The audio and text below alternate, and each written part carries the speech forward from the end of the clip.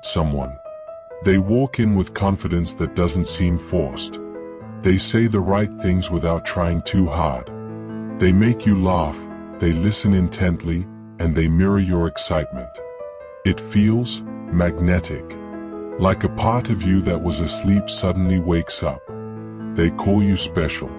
Say they've never felt this way before. They share personal stories that make you feel trusted, chosen, seen. You start checking your phone more, waiting for their texts, replaying their words in your head like your favorite song. But then, something shifts. A strange comment that makes you pause. A gut feeling you brush off. You feel a little off balance, but you don't say anything. You blame it on yourself. Maybe you're overthinking. Maybe you're too sensitive. So you stay. You try harder. You focus on the potential, on the version of them that showed up in the beginning. And before you realize it, you're caught in something that doesn't feel good, but also doesn't feel easy to walk away from. And it keeps happening. Different faces, same pattern. Same story, same ending. You're left wondering, why do I always fall for people who hurt me? But here's the truth. It's not about bad luck. It's not because you're broken. And it's definitely not because you're unlovable. You were conditioned. You were never taught how to recognize manipulation wrapped in romance. You weren't taught how real connection feels. You were taught how to please, how to impress, how to chase approval. And psychopaths? They spot that from a mile away. It sounds strange, right? Why would someone manipulative, cold, and calculating ever feel familiar? But that's the trick. They don't walk in wearing a villain's mask. They walk in wearing the exact emotional outfit your nervous system has been wired to respond to. Think back. If love felt like unpredictability, if affection came and went depending on your behavior, if approval had to be earned instead of given freely, then inconsistency feels normal, and peace feels boring. So when a psychopath enters your life and gives you attention, withdraws it, then gives it again, you feel hooked. Not because you're weak, but because you're trained. This cycle of highs and lows, affection and silence, creates a chemical addiction in your brain. And that addiction doesn't feel like danger. It feels like love. That's why even when the red flags show up, the gaslighting, the subtle insults, the manipulation, you justify it. You remember the good moments. You cling to the charm. You hope the version of them you saw in the beginning will come back. But here's the truth. The version they showed you wasn't real. It was bait. And the moment they sense they've hooked you, that's when the mask starts to slip. You don't stay because you're blind. You stay because you're hopeful. You believe things will go back to how they were in the beginning, when they made you feel seen, special, alive. But that beginning? It was never real. It was a performance, crafted with precision to match your unmet needs. They studied you. They mirrored your values, your interests, your pain. And when they made you feel safe, they earned your trust. That trust is the hook. So when things turn toxic, when they lie, manipulate, or shut down emotionally, you tell yourself, maybe they're just going through something. Maybe if I just try harder. Maybe it's my fault. That's not love talking. That's trauma bonding. It's what happens when your nervous system mistakes emotional chaos for connection. When the highs feel so high, you tolerate the lows just to feel that rush again. But here's the secret. Real love doesn't feel like a roller coaster. It feels like a sunrise. Slow, steady, and peaceful. If someone is constantly making you anxious, confused, or exhausted, that's not chemistry. That's conditioning. You know that feeling when someone pulls away from you, then suddenly comes back, and it feels like the best high you've ever had? That's not love. That's conditioning. Ivan Pavlov discovered something simple, but terrifyingly powerful. He rang a bell, gave his dogs food, and soon, just the sound of the bell made them salivate. No food needed, just the trigger. Now replace the bell with their voice, their attention, their random, well-timed "I miss you." You've been trained. Trained to feel panic when they withdraw. Trained to feel relief when they return. Trained to mistake emotional chaos for deep connection. You didn't fall for them. You fell for the loop. They give you silence. You ache. They toss you a crumb. You feel whole again. It's not your fault. Your nervous system is doing what it was taught. Your brain is chasing the pattern, not the person. Pavlov warned us that once the conditioning sets in, you don't need the reward anymore. Just the possibility of it is enough to keep you stuck. Let's be honest. You know they're wrong for you. You've replayed the red flags. You've read the articles, listened to the podcasts, even told your friends, "I'm done this time." But you're not. And that's not weakness. It's not stupidity. It's programming. Pavlov's dogs didn't beg for the bell. They responded to it. Because that's how conditioning works. And when the reward becomes unpredictable, the pattern gets stronger. That's called intermittent reinforcement. The highs feel higher because they are rare. The lows feel normal because they are constant. And in the middle of that roller coaster, your brain starts thinking pain is part of love. You confuse intensity for intimacy, control for connection. You think maybe if you try harder, change more, get it just right, you'll finally unlock the version of them that only shows up once in a while. That moment you feel them slip away, it sets off panic. Not because you love them, but because your nervous system has been trained to need their validation to feel safe. Pavlov didn't just teach us about dogs. He taught us about ourselves, about how easily love can become a leash. Let's look deeper. You think you're staying for love, but what if you're staying because of fear? Fear of being alone, fear of starting over, fear that maybe this is the best you'll get. Because every time you try to leave, a part of you whispers, what if they change? What if you were wrong? What if this is love and you just can't recognize it? But that's not love. That's trauma. And your body remembers it well. You see, Pavlov discovered something subtle but powerful. You don't need pain to condition behavior. You only need the expectation of relief. That's why you stay. Not because things are good, but because sometimes, for a brief second, they're almost right. You live for those flashes of warmth in a storm of coldness. That's not a relationship. It's a reward system. And the more inconsistent it is, the harder it is to walk away. Because the brain starts mistaking unpredictability for emotional investment. Pavlov's dogs salivated at a bell. Long after the food was gone. You still check your phone at 2 a.m. Still hope they'll say what you need to hear. Still hold on to a version of them that only existed in moments. But moments aren't enough. You don't need a love that hurts and heals in cycles. You need one that's steady, not seductive. Safe, not stimulating. And until you break that pattern, you'll keep confusing intensity with meaning. The problem is, no one ever taught you the difference between chaos and chemistry, between tension and passion, between being triggered and being touched. And when someone new enters your life, calm, kind, safe, you don't trust it.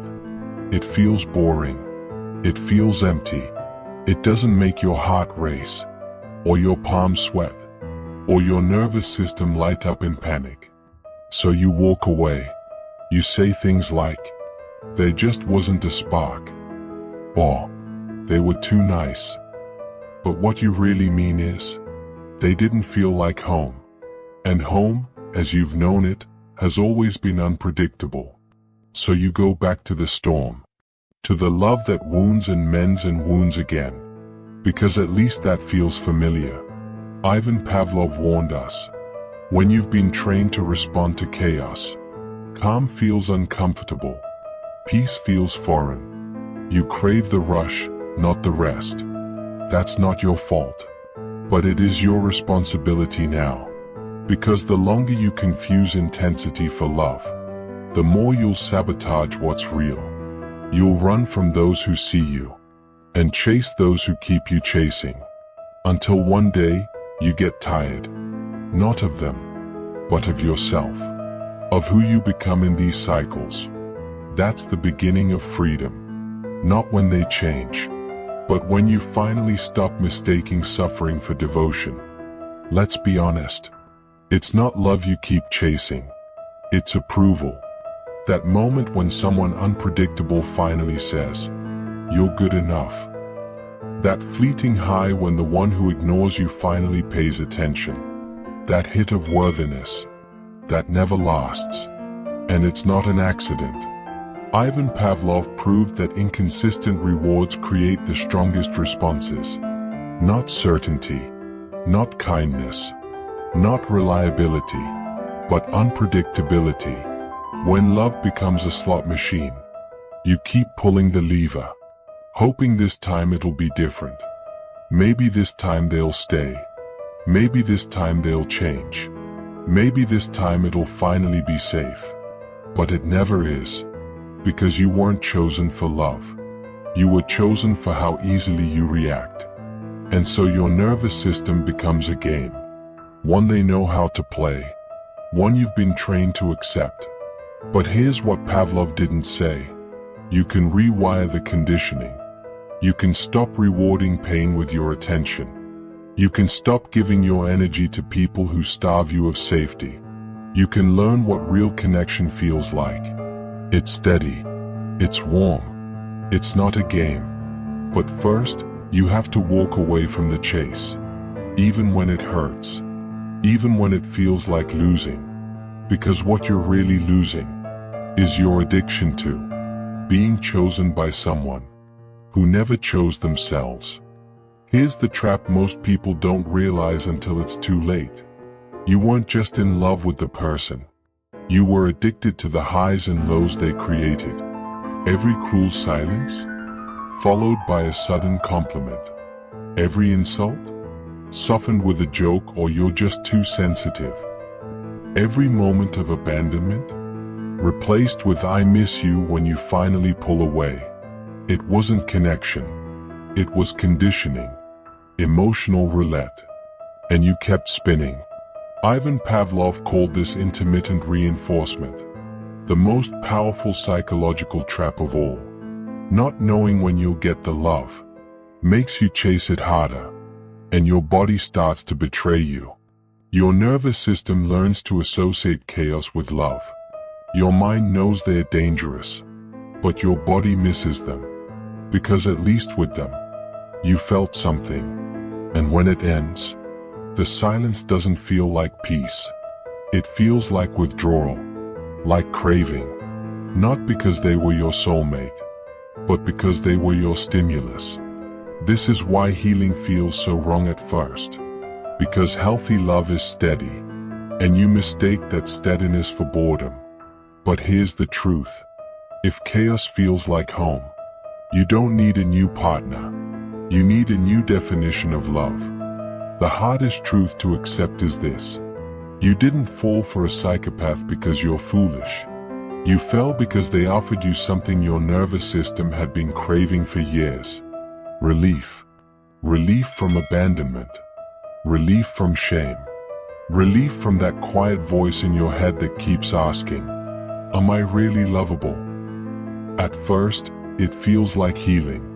Like someone finally sees you, finally wants you.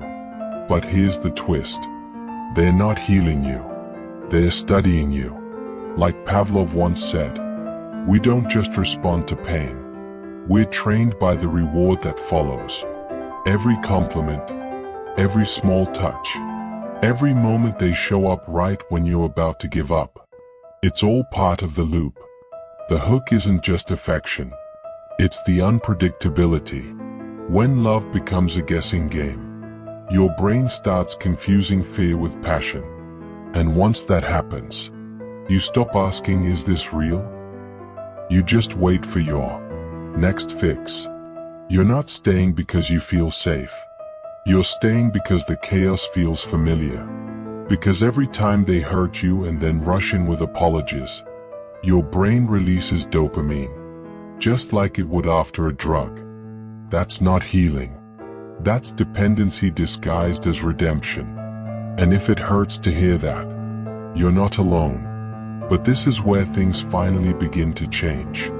If you've recognized the loop, the love that feels more like withdrawal, the highs that keep crashing harder, then you've already taken the first step. Awareness is the crack in the illusion. But awareness alone won't set you free.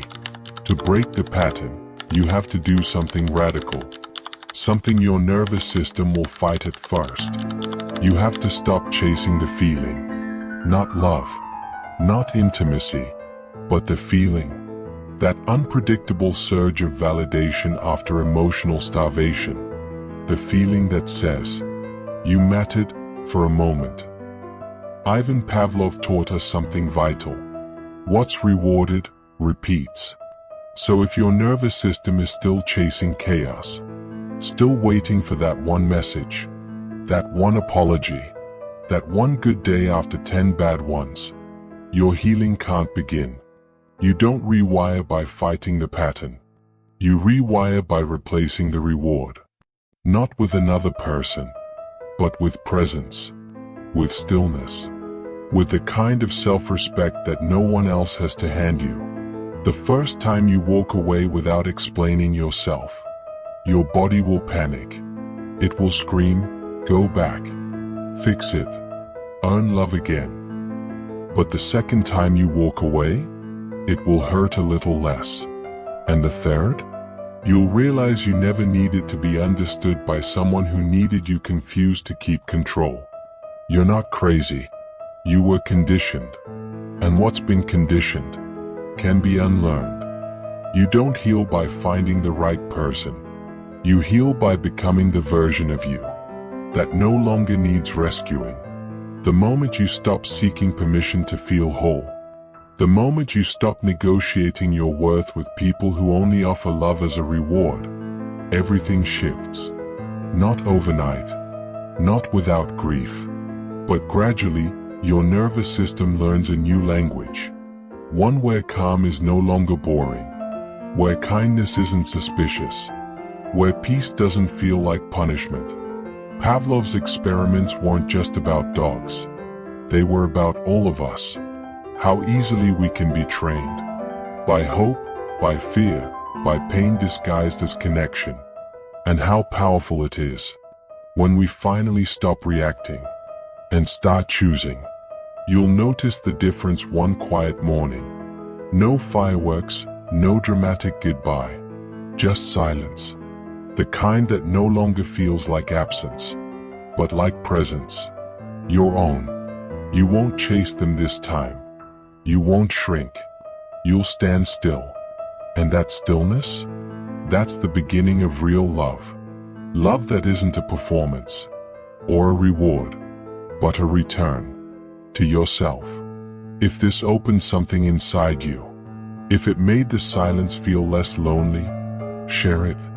Not for views, not for likes, but because someone out there is still trapped in the loop, still waiting for the next apology, still thinking that maybe this time they'll change. They deserve to be free, and so do you.